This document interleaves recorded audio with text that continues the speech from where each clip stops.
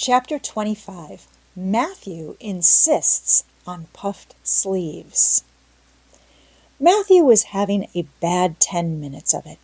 He had come into the kitchen in the twilight of a cold, gray December evening and had sat down in the woodbox corner to take off his heavy boots, unconscious of the fact that Anne and a bevy of her schoolmates were having a practice of the Fairy Queen in the sitting room.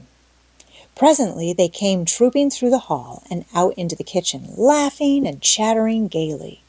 They did not see Matthew, who shrank bashfully back into the shadows beyond the woodbox with a boot in one hand and a bootjack in the other, and he watched them shyly for the aforesaid 10 minutes as they put on caps and jackets and talked about the dialogue and the concert. Anne stood among them, bright-eyed and animated as they. But Matthew suddenly became conscious that there was something about her different from her mates. And what worried Matthew was that the difference impressed him as being something that should not exist. Anne had a brighter face, and bigger, starrier eyes, and more delicate features than the other.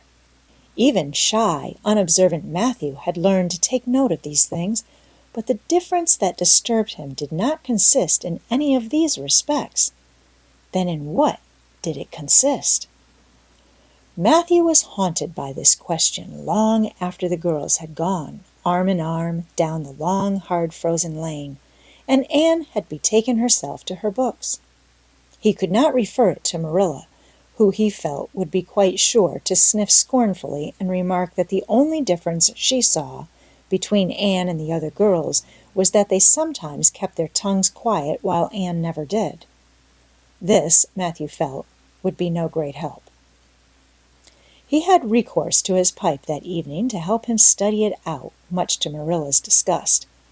After 2 hours of smoking and hard reflection, Matthew arrived at a solution of his problem. Anne was not dressed like the other girls. The more Matthew thought about the matter, the more he was convinced that Anne never had been dressed like the other girls. Never since she had come to Green Gables. Marilla kept her clothed in plain dark dresses, all made after the same unvarying pattern. If Matthew knew there was such a thing as fashion in dress, it was as much as he did, but he was quite sure that Anne's sleeves did not look at all like the sleeves the other girls wore. He recalled the cluster of little girls he had seen around her that evening, all gay in waists of red and blue and pink and white, and he wondered why Marilla always kept her so plainly and soberly gowned. Of course, it must be all right. Marilla knew best, and Marilla was bringing her up. Probably some wise, inscrutable motive was to be served thereby. But surely it would do no harm to let the child have one pretty dress, something like Diana Barry always wore. Matthew decided that he would give her one. That surely could not be objected to as an unwarranted putting in of his oar. Christmas was only a fortnight off. A nice new dress would be the very thing for a present. Matthew, with a sigh of satisfaction, put away his pipe and went to bed, while Marilla opened all the doors and aired the house. The very next evening Matthew betook himself to Carmody to buy the dress, determined to get the worst over and have done with it. It would be, he felt assured, no trifling ordeal. There were some things Matthew could buy and prove himself no mean bargainer, but he knew he would be at the mercy of shopkeepers when it came to buying a girl's dress. After much cogitation, Matthew resolved to go to Samuel Lawson's store instead of William Blair's. To be sure, the Cuthberts always had gone to William Blair's. It was almost as much a matter of conscience with them as to attend the Presbyterian church and vote Conservative. But William Blair's 2 daughters frequently waited on customers there, and Matthew held them in absolute dread. He could contrive to deal with them when he knew exactly what he wanted and could point it out. But in such a matter as this, requiring explanation and consultation, Matthew felt that he must be sure of a man behind the counter, so he would go to Lawson's, where Samuel or his son would wait on him. Alas! Matthew did not know that Samuel, in the recent expansion of his business, had set up a lady clerk also. She was a niece of his wife's, and a very dashing young person indeed, with a huge drooping pompadour, big rolling brown eyes, and a most extensive and bewildering smile. She was dressed with exceeding smartness, and wore several bangle bracelets that glittered and rattled and tinkled with every movement of her hands. Matthew was covered with confusion at finding her there at all, and those bangles completely wrecked his wits at one fell swoop. "What can I do for you this evening, Mr. Cuthbert?" Miss Lucilla Harris inquired, briskly and ingratiatingly tapping the counter with both hands. "Have you well now, say, any garden rakes?" stammered Matthew. Miss Harris looked somewhat surprised, as well she might, to hear a man inquiring for garden rakes in the middle of December. "I believe we have one or two left over," she said, "but they're upstairs in the lumber room. I'll go and see." During her absence, Matthew collected his scattered senses for another effort. When Miss Harris returned with a rake and cheerfully inquired, "Anything else tonight, Mr. Cuthbert?" Matthew took his courage in both hands and replied, "Well now, since you suggest it, I might as well buy some hayseed." Miss Harris had heard Matthew Cuthbert called odd. She now concluded that he was entirely crazy. "We only keep hayseed in the spring," she explained loftily. "We've none on hand just now." "Oh, certainly, just as you say," stammered unhappy Matthew, seizing the rake and making for the door. At the threshold he recollected that he had not paid for it, and he turned miserably back.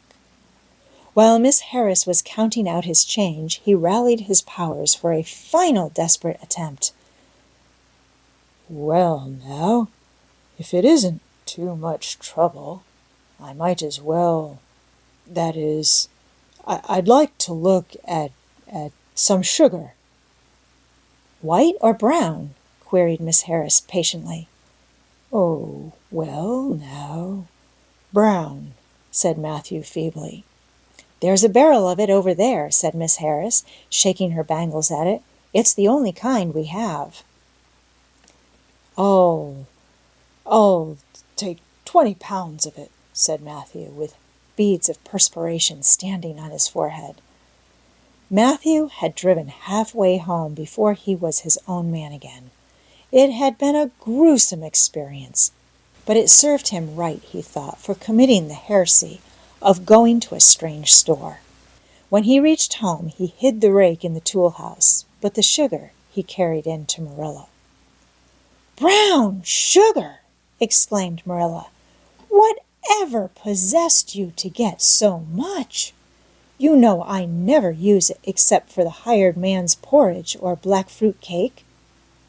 Jerry's gone, and I've made my cake long ago. It's not good sugar either. It's coarse and dark. William Blair doesn't usually keep sugar like that."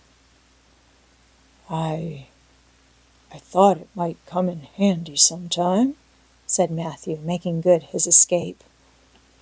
When Matthew came to think the matter over, he decided that a woman was required to cope with the situation. Marilla was out of the question. Matthew felt sure she would throw cold water on his project at once. Remained only Mrs. Lynde, for of no other woman in Avonlea would Matthew have dared to ask advice. To Mrs. Lynde he went accordingly, and that good lady promptly took the matter out of the harassed man's hands. "Pick out a dress for you to give Anne? To be sure I will. I'm going to Carmody tomorrow, and I'll attend to it. Have you something particular in mind? No? Well, I'll just go by my own judgment then. I believe a nice, rich brown would just suit Anne, and William Blair has some new Gloria in that's real pretty. Perhaps you'd like me to make it up for her, too, seeing that if Marilla was to make it, Anne would probably get wind of it before the time and spoil the surprise. Well, I'll do it. No, it isn't a mite of trouble. I like sewing. I'll make it to fit my niece Jenny Gillis, for she and Anne are as like as two peas as far as figure goes. Well, now, I'm much obliged, said Matthew, and I don't know, but I think they make the sleeves different nowadays to what they used to be. If it wouldn't be asking too much, I'd like them made in the new way. Puffs? Of course. You needn't worry a speck more about it, Matthew. I'll make it up in the very latest fashion, said Mrs. Lynde. To herself, she added, when Matthew had gone, "It'll be a real satisfaction to see that poor child wearing something decent for once. The way Marilla dresses her is positively ridiculous, that's what, and I've ached to tell her so plainly a dozen times. I've held my tongue, though, for I can see Marilla doesn't want advice, and she thinks she knows more about bringing children up than I do, for all she's an old maid. But that's always the way.